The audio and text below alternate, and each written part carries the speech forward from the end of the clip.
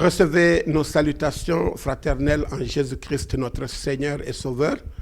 C'est le pasteur Minyandour, le vice-président de l'Église des Assemblées de Dieu du Sénégal et le pasteur principal de l'Église Temple des Nations de Baobab, Dakar. C'est un réel plaisir ce matin de revenir encore sur ce qui nous a tenus pendant ces temps avec la fraternité évangélique dont l'Église des Assemblées de Dieu est membre. Je voudrais vraiment bénir le Seigneur pour le thème qui nous a tenus en haleine et qui continuera pendant ces 40 jours de jeûne, vraiment à encourager l'Église à comprendre le thème qui nous a été proposé, qui était le cœur de Dieu pour les vulnérables, et en particulier les veuves et les orphelins. Vous savez, la vie peut nous faire des tours. Il arrive souvent que nous perdions des êtres chers, que nous perdions du travail, que nous perdions un mariage, que nous perdions un enfant. On perd également souvent des relations importantes. Et parfois, ça nous fragilise. Et souvent, on n'a pas de personnes qui viennent souvent nous encourager, nous motiver. Ça fait partie d'une des choses qui ont amené la fraternité évangélique à réfléchir véritablement sur ce qui pouvait amener l'Église à comprendre sa mission par rapport aux personnes vulnérables. Pendant ces 3 jours, j'ai été vraiment privilégié de pouvoir apporter ma contribution par rapport à ce thème tellement riche. Vous savez, beaucoup de personnes parlent de religion, mais la Bible nous dit dans le livre de Jacques, le chapitre 1, le verset 27, que la religion pure et sans tache consiste à visiter les veuves et les orphelins dans leur affliction. Le jeûne également, nous pouvons faire 40 jours de jeûne et de prière. Mais comme Ésaïe le dit, que le jeûne véritable que le Seigneur agrée, ce n'est pas de mortifier notre corps, ce n'est pas de souffrir simplement, mais de délier les chaînes de la méchanceté, de visiter ces personnes-là qui sont dans leur souffrance, parce que Dieu est et a toujours été au cœur des préoccupations des hommes. Pendant ces 3 jours, j'ai été amené à réfléchir sur 3 exemples de la parole de Dieu où nous voyons combien Dieu lui-même se préoccupait des personnes vulnérables. Nous avions premièrement, au premier jour, parlé de la veuve de Naïn dans l'évangile de Luc, le chapitre 7 du verset 11 au verset 17. Cette veuve, la Bible nous montre que le jour où Jésus venait dans son village de Naïn, une foule immense accompagnait son fils pour aller l'enterrer. Il était fils unique de sa mère. Comprenez, une femme qui était déjà veuve et le seul enfant qui lui restait était mort et tout le monde l'accompagnait, incapable de faire quelque chose d'autre que de venir simplement aller enterrer son espoir. Mais les 2 cortèges se sont rencontrés. Pendant que cette foule sortait du village, Jésus, le cortège de la vie, entrait. Parce que Jésus avait la mission de restaurer cette femme, de restaurer son espérance. Au travers de ce geste de Jésus, de ce miracle du Seigneur, Dieu également invite l'Église, invite les enfants de Dieu, invite quiconque qui se dit de Dieu à penser à ceux-là qui n'ont plus d'espoir, à ressusciter l'espoir et la joie.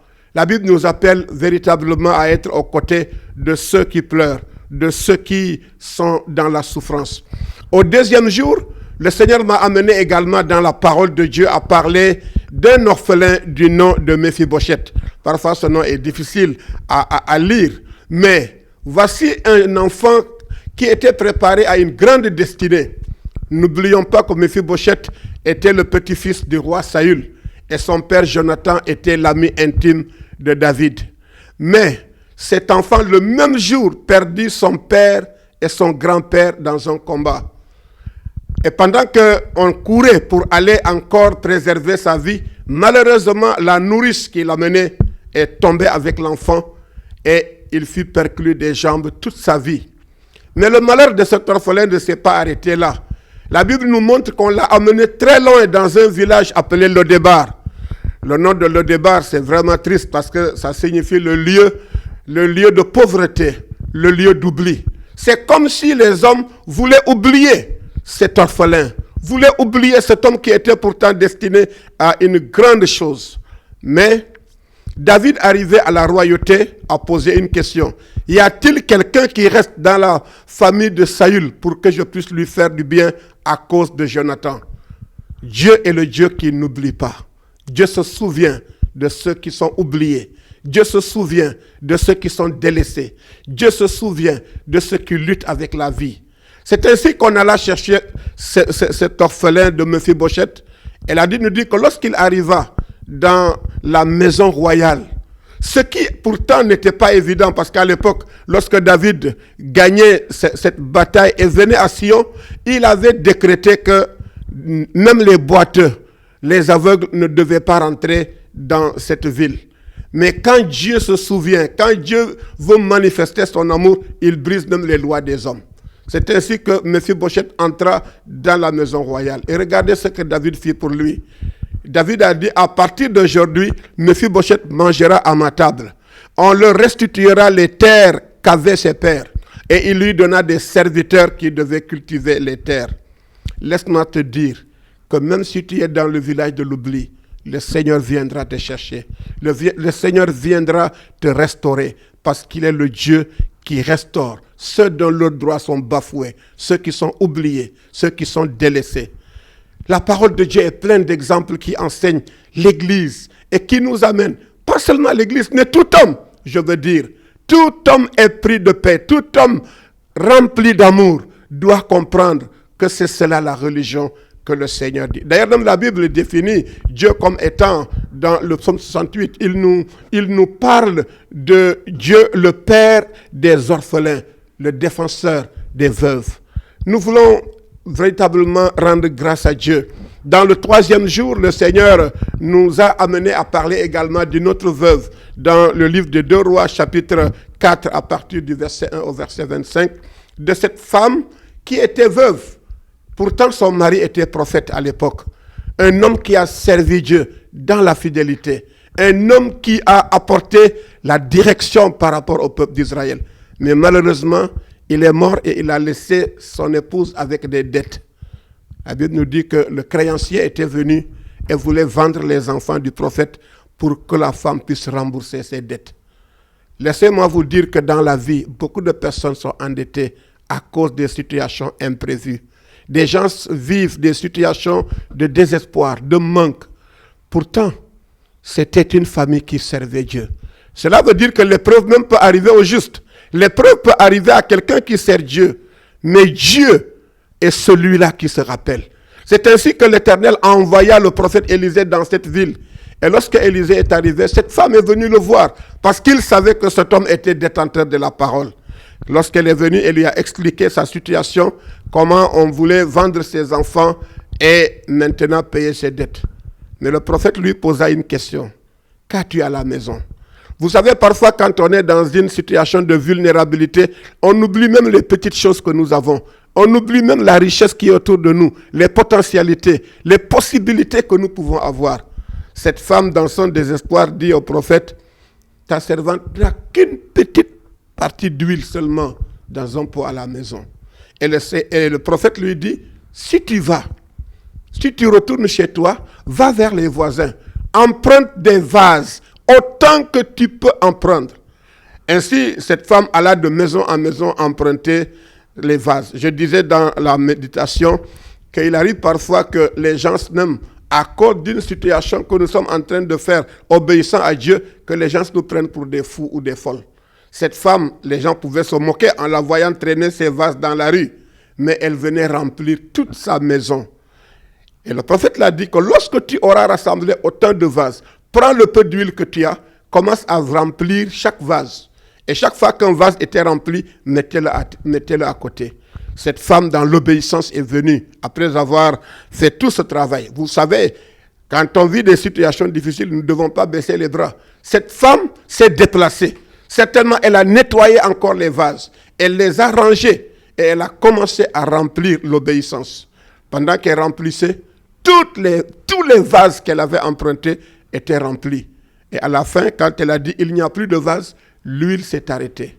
Imaginez le changement dans la vie de cette famille.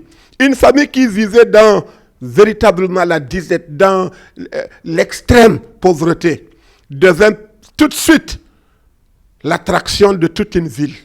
Parce que c'était pendant une famine. Mais cette femme commençait à vendre de l'huile et elle a pu payer non seulement sa dette, mais elle a payé également tout ce qu'elle devait et elle est restée pendant toute une famine sans manquer de rien. Dieu se souvient de ceux-là qui sont oubliés. Dieu se souvient de ceux qui pleurent. Dieu se souvient de ceux qui sont fragiles et vulnérables. Aujourd'hui, comme cette femme avait des dettes, il y a des dettes qui pèsent plus encore que la dette d'argent. Mais la dette dont parle la Bible, c'est cette dette vis-à-vis du péché. Et comme le prophète est venu régler cette situation de dette financière, le Seigneur Jésus est celui qui a payé la plus grande dette que le monde ne peut payer, que l'or ni l'argent ne peut payer, la dette de notre péché. Laissez-moi vous dire, vous qui m'écoutez, que le Seigneur dans sa grâce ne t'oubliera pas. Là où tu puisses être. Peut-être que ta vie ressemble à celle de cette veuve de Naïm. Peut-être que ta situation ressemble à celle de Méphibosheth ou de cette veuve. Mais laissez-moi vous dire que ce dernier exemple m'a beaucoup marqué. Cette femme qui avait un peu d'huile mais qui ignorait que le peu qu'elle avait, le Seigneur pouvait l'utiliser pour glorifier son nom. Laisse-moi te dire que même dans ton extrême pauvreté, Dieu est le Dieu qui change les temps et les circonstances. La Bible dit, il prend l'indigent, il prend le faible, il prend le vulnérable, il le nettoie, il l'équipe, il le bénit et le fait asseoir avec les grands. Pendant ces temps où l'Église, où chacun de nous se tourne vers Dieu, vers la prière, vers le jeûne, vers la recherche de Dieu, n'oublions pas que la véritable religion consiste à visiter les veuves et les orphelins dans leur affliction. Parce que le bien que tu fais, celui qui loge même un étranger, celui qui prend soin de la veuve et de l'orphelin, aura affaire à Dieu. Et celui qui a comme collaborateur l'éternel Dieu sera béni. Oui, vous savez, Dieu, dans sa parole, nous dit d'abord qu'il s'appelle le Père des veuves et le défenseur des orphelins. Parce que Dieu n'avait pas prévu la mort. Il avait prévu que l'homme, sa famille, vivrait dans un jardin, dans un endroit, dans une relation, dans un bonheur. Mais quand ces choses-là arrivent et que la fragilité arrive, Dieu est le Dieu de l'équilibre.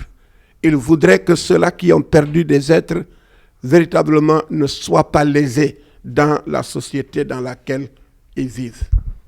Dieu met au cœur l'homme dans sa fragilité, dans son incapacité et dans son besoin.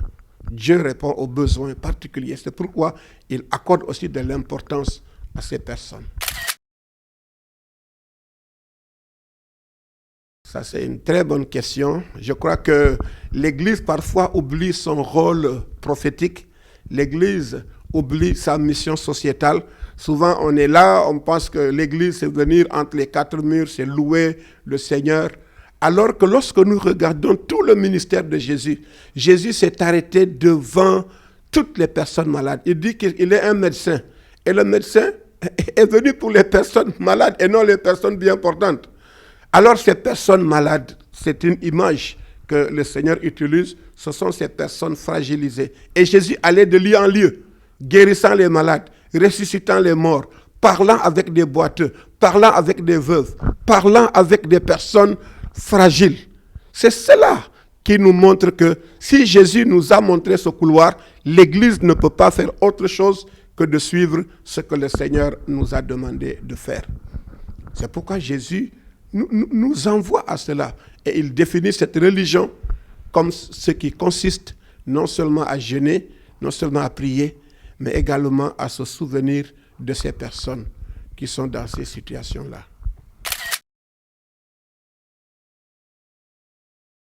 Parfois, c'est notre silence. Parfois, c'est notre inaction. Parfois, nous voulons faire comme le monde. Il suffit de vouloir venir donner à quelqu'un quelque chose, on appelle tout le monde, on appelle des caméras. Pourtant, la Bible, parlant des aumônes, que lorsqu'on veut faire une chose, que cette main ne doit pas savoir ce que fait l'autre. Les sociétés souvent nous enseignent, mais l'Église veut faire comme l'Occident. ou bien comme, je ne sais pas, souvent on veut faire un geste, on appelle des caméras, on appelle tout le monde pour montrer qu'on vient au secours à une personne. Mais Dieu est le Dieu qui récompense les gestes qui se font dans le secret. Et l'Église ne doit pas se taire. Moi, je crois que si les organisations caritatives, si les organisations internationales sont là pour faire le rôle de l'Église, c'est véritablement un échec. Toutes ces personnes, ces organisations se sont inspirées des valeurs et des principes de l'Église. Et ne pas les faire, c'est une Église démissionnaire. Quant aux besoins des prisonniers, Jésus l'a dit, j'ai été malade, j'ai été prisonnier, j'ai été nu. Ce sont des choses qui sont comme des béatitudes. Et l'Église ne peut pas se déroger à la règle.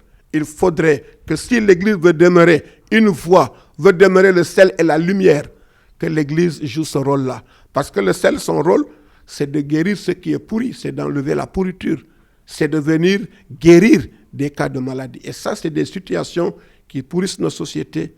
Mais l'Église, malheureusement, ne joue pas ce rôle parce que peut-être l'Église est assez faible. L'Église, je ne sais pas si c'est des manques de moyens ou bien simplement parce que les gens se taisent par rapport à cela. L'individualisme commence véritablement à gagner l'Église et nous devons nous ressaisir pour jouer pleinement ce rôle-là.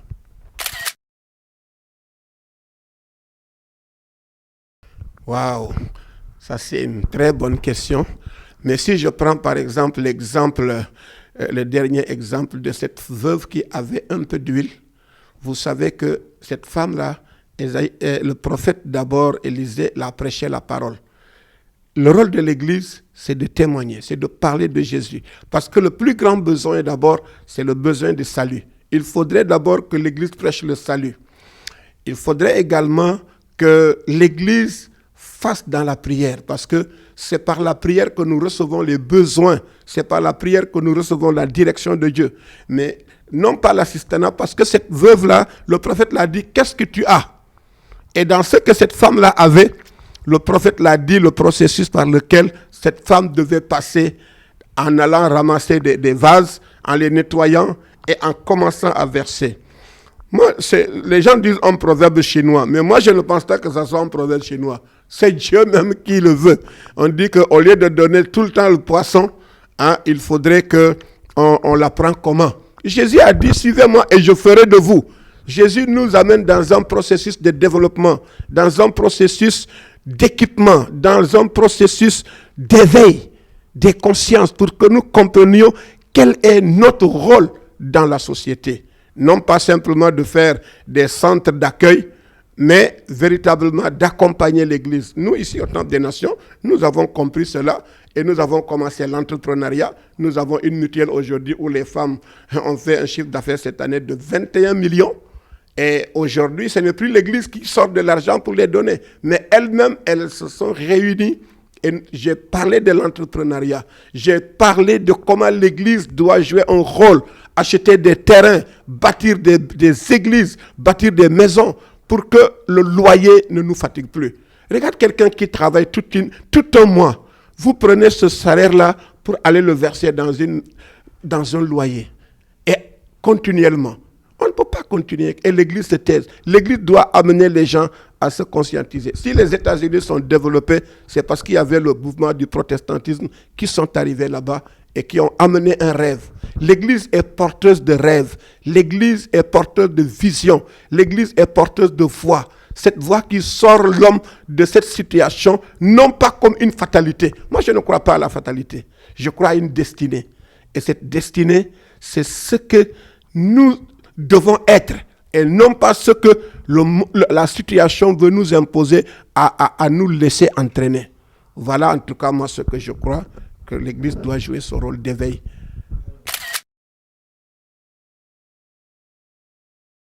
Waouh, vraiment, je bénis le Seigneur pour cette pertinente question.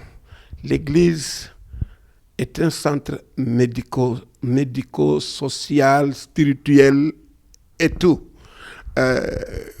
Vous voyez, au début de nos conversions, souvent quand quelqu'un se convertit nouvellement, tu vois, les chrétiens viennent, ils l'entourent. Mais ce n'est que question de temps. Et vous allez voir que les gens se retirent, on laisse les personnes seules. Ça ne devait pas être la même chose. Je crois que toute personne qui venait au pied du Seigneur trouvait la vie, trouvait le bien-être. Je suis allé à Durban, en Afrique du Sud, dans un centre appelé Kwazisa-Bantu. Il dit que c'est un lieu où on nourrit les hommes. Cet homme était quelqu'un qui vendait de l'or. Et le Seigneur lui dit, jette ton or, moi je serai ton or. Et quand cet homme a commencé à prêcher l'évangile, des gens venaient des villages partout. Parce qu'ils savaient que dans le message que cet homme véhiculait là, c'était un message libérateur, c'était un message d'espoir, c'était un message de guérison. Et aujourd'hui, l'Église ne doit pas repousser les gens. L'Église ne doit pas juger les gens. Vous voyez, aujourd'hui, les gens passent beaucoup plus de temps à médire, à critiquer, à dire des mauvaises choses, à nous juger les uns les autres. Alors que l'Église devait être un havre de paix, où le pauvre ne se sent pas jugé, mais accepté et aidé à croître. Et dans cet exemple de Kwazisa-Bantu, cet homme faisait venir beaucoup de personnes.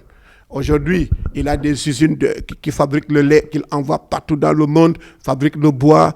Hein, il a des choses qui, aujourd'hui, donnent des refuges, des maisons.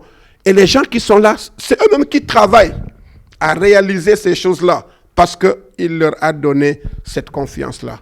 L'Église est un refuge, parce que l'Éternel dit qu'il est un refuge pour les malheureux. Celui qui vient...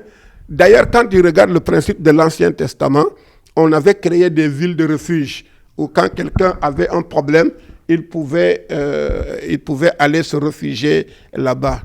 Mais je crois que c'est un enseignement que Dieu était en train de nous dire, que le véritable refuge, c'est le Seigneur Jésus. Jamais un lieu de critique, jamais un lieu de mépris, jamais un lieu où les personnes se sentent de plus en plus insécures. L'Église doit être une lumière. L'Église doit être un endroit de paix, d'épanouissement, de libération. Et non un endroit où les gens portent encore les mêmes problèmes, les mêmes fardeaux et les mêmes soucis. Je ne crois pas à cela. Je crois à une Église libératrice, une Église porteur d'un message où celui qui quitte l'Église, le culte par exemple, pour rentrer, il doit avoir le cœur apaisé. Il doit avoir la conscience tranquille. Il doit avoir la joie d'un cœur qui vient de rencontrer le Dieu de la vie, le Dieu de la grâce et le Dieu de la faveur. C'est d'abord rendre grâce à Dieu pour ce temps où on incite l'Église à la compassion, parce que ce regard commence à s'éteindre, où on regarde les besoins, on ne les répond pas. Et je crois que cette période doit encore raviver cette mission que le Seigneur a donnée à l'Église. Lorsque Jésus levait les yeux, il voyait des foules. La Bible dit qu'il était ému de compassion. Et je crois que c'est au cœur même du message de l'Évangile, ce message de la compassion. Nous devons nous-mêmes arriver à comprendre que le cœur de Dieu n'est pas pour le fort. Le cœur de Dieu est pour le faible. Le cœur de Dieu est pour la veuve. Le cœur de Dieu est pour l'orphelin. Le cœur de Dieu est pour le pécheur. Et l'Église doit ramener encore ce message-là. Pas simplement baptisé du Saint-Esprit, on parle en langue, alors que dans le cœur, il n'y a rien. Moi, je suis pentecôtiste, je parle en langue, mais je crois beaucoup plus que le message central de la Bible, c'est le message de l'amour. C'est le message du pardon. C'est le message de l'unité. C'est le message autour du pauvre, autour de cette personne vulnérable que l'Église doit ramener encore à Dieu. Lorsque Adam et Ève ont péché, ils sont fuis de la présence de Dieu. Mais Dieu est allé les chercher. Où es-tu? C'est le rôle de l'Église. Nous devons chercher les personnes qui se cachent derrière des clichés, derrière des situations difficiles, derrière la peur. Et l'Église doit encore leur donner espoir. Moi, c'est ce à quoi je crois. Je bénis le Seigneur pour Yakar TV, qui est une télévision qui bénit le Seigneur, qui élève le nom de notre Dieu et qui nous donne l'opportunité aujourd'hui de proclamer le nom de notre Seigneur et Sauveur Jésus. Que le Seigneur bénisse cette nation et qu'il nous permette de continuer de témoigner, de parler à l'Église, qu'il n'oublie pas ceux qui sont fragiles autour de nous. Ça peut être l'étranger, ça peut être le chômeur, ça peut être la personne qui a perdu un emploi, ça peut être quelqu'un qui a perdu un enfant, ça peut être quelqu'un qui a perdu un frère, un père, une mère. Une situation inappropriée arrive. Mais Dieu est le Dieu de la restauration. Que Dieu bénisse son Église, que Dieu bénisse l'Église évangélique du Sénégal, qu'il bénisse cette nation. Je prie que le Sénégal qui traverse des moments un peu difficiles, que Dieu visite notre nation, qu'il bénisse les autorités, qu'il bénisse l'Église, cette voix prophétique qui doit amener tout le monde à pouvoir penser à ceux-là qui sont vulnérables. Il dit à Israël, tu as été étranger en Égypte, alors tu prendras soin de l'étranger. Que Dieu vous bénisse. C'était le pasteur Mignane Ndour, le vice-président de l'Église des Assemblées de Dieu. Que la paix de Dieu soit avec vous.